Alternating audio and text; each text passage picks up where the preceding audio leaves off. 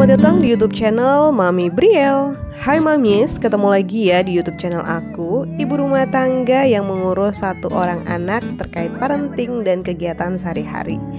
Nah Mamis, di video kali ini saya mau berbagi tips atau cara melatih bayi bisa berdiri sendiri. Tentu ini aku lakukan sejak usia dari 7 bulan ya Mams, dan saat ini baby Briel sudah 8 bulan. Untuk itu, simak terus ya Mams.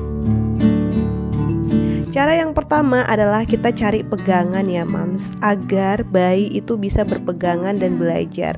Mamis bisa mendampingi seperti ini, mengajak dia untuk mencari pegangan berdiri. Ini contohnya baby Briel lagi berdiri di depan pagar rumah yang memang harus dibuat ya Mams. Kenapa? Karena pagar seperti ini nih bisa membantu dia untuk berpegangan dan sambil belajar berdiri sendiri ya Mams. Seiring berjalannya waktu, nanti dia akan terbiasa dan tulangnya akan semakin kuat sehingga dia bisa berjalan sambil berdiri. Nah Mams, ini dia yang aku lakukan ya untuk cara pertama. Cara yang kedua, Mami bisa kasih semangat ya Mams. Mulai dari semangat berbicara, kita ajak dia, ayo semangat, semangat, semangat. Karena kalau dikasih semangat seperti ini, bayi itu seperti lagi diajak bermain dan dikasih semangat dan dia lebih excited begitu ya.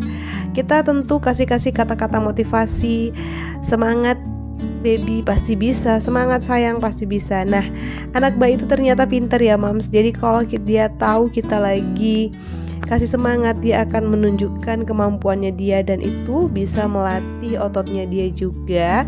Dan tentu itu akan menjadi moodnya dia semakin bertambah dan dia nggak ngambek. Tapi Mams harus tetap dipantau ya Mams. Nah, cara ketiga adalah berlatih di kasur ya Mams. Karena kalau berlatih di atas kasur ini selain bisa menjaga untuk kepalanya baby, apalagi kalau misalnya baru-baru belajar ya berdiri, biasanya dia bisa membantingkan badannya. Nah, kalau misalnya berdiri di kasur dan berlatih di kasur, dia bisa melakukannya dengan badannya sendiri dan tentu akan membuat keamanan kepalanya dia ketika jatuh itu ada empuk-empuknya atau tidak ada tekstur kasar seperti di lantai maupun di tackle.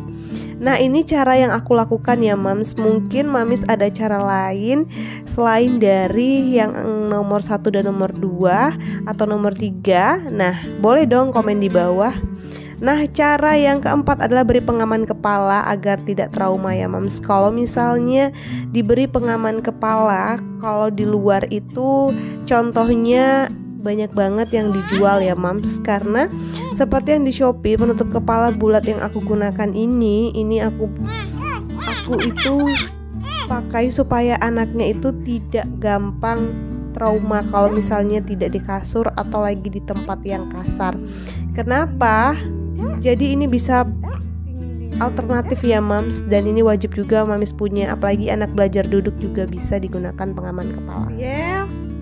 Nah, yang terakhir yaitu Mamis harus berlatih di tempat kasar. Nah, seperti yang kami lakukan, aku dan suami melakukan berlatihnya ini di tempat kasar di depan tackle gini.